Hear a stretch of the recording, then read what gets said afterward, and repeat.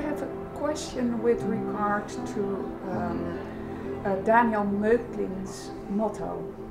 It seems to be directly connected with Conrad's motto that he addresses his books for those who love wisdom.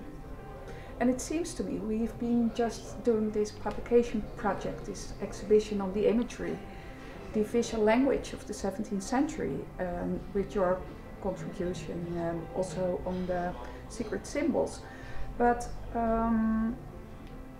my impression is that Daniel Mögling made a very serious attempt to rehabilitate Conrad, where in the Fama both alchemy and Conrad are being negatively connotated. What could you tell us about this? I agree with you. I think Daniel Mögling is rehabilitating Conrad. I mean, it's sort of well known that Johann Valentin André doesn't have a great opinion.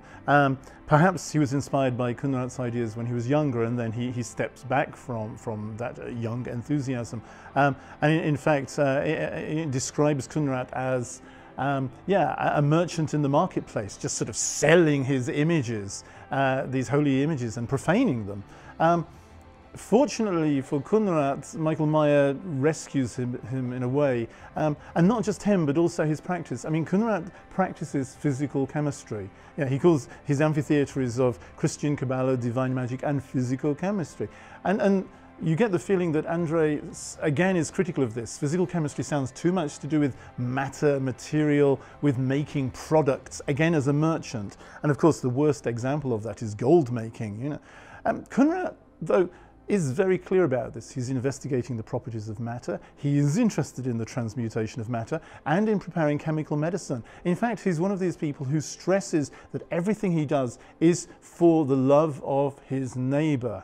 And if you love your neighbor, you do whatever you can to help. And if that happens to be giving alms, you know, giving money, if it's giving medicine, that's what you do. Conrad is from a mercantile family. His family are merchants. His brother, one of his brothers, is an alchemist as well, actually, Conrad. But so I think Mögling is aware of this with Conrad and his background. And so, in the Speculum Sophicum Rhodus Theoreticum, he has this lovely image which is clearly taken from Conrad's laboratory oratory. But I do think he modifies it. He's rescuing Conrad in a way from the André camp that doesn't like him by saying, okay, Conrad has his oratory laboratory, and that image, maybe there's a risk that he's putting the laboratory on the same level as the oratory, which means that the natural world and the world of the divine are on the same level. Maybe that's a bit difficult. So Mögling has his fantastic image, a little hill. On the top of the hill is the oratory with a figure in prayer. But inside the hill, the subterranean bit, is where the laboratory is. So it's at a lower level. It's interesting that he modifies it again in that there are two laboratories. There's a sort of scientific laboratory and also the natural world where processes are going on as well. So he's taking Conrad and he's showing the validity of both the alchemical practice.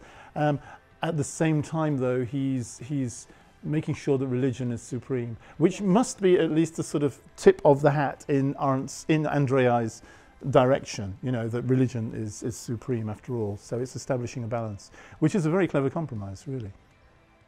When you look at the imagery, because you're referring to, again, an image used by Mögling.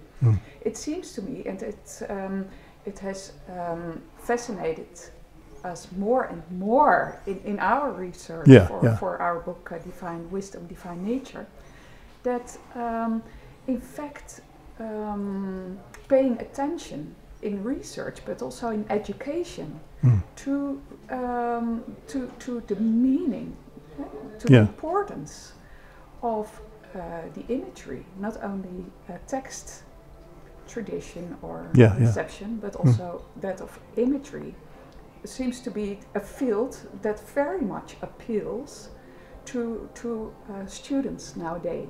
We experience this in the library. Do you experience the same with your students at the University of Amsterdam? Before I started teaching at university, I was a language teacher for years. So when I first read Conrad's In Scriptura et Pictura, you know, in scripture and picture, it just made sense. Because if you're doing language teaching, yes, you're using words, yes, you're using text, but you're also communicating in other ways as well. And then I was a teacher trainer. And again, you know that different students, or different people generally, respond to different triggers. Some have a language trigger, others are visual. And so this is why I like Conrad. He's working with text, and I'm very wordy, but at the same time, he has these fantastic images which appeal to a different side of my personality. And you find that with students. You can sit in a classroom, and we have very international classrooms, so sometimes the sort of meta-linguistic, the image that transcends all language can actually generate more conversation than maybe a piece of Latin, you know, or a bit of Hebrew. We have great students who can look at the Hebrew and tell me more than I know, but with the text, with an image, it's sort of quite democratic. You can sit, look at it, and people come with their own, you know, interpretations, which generates a lot of stimulating interest. And I'm lucky. The history of alchemy in particular has amazing images.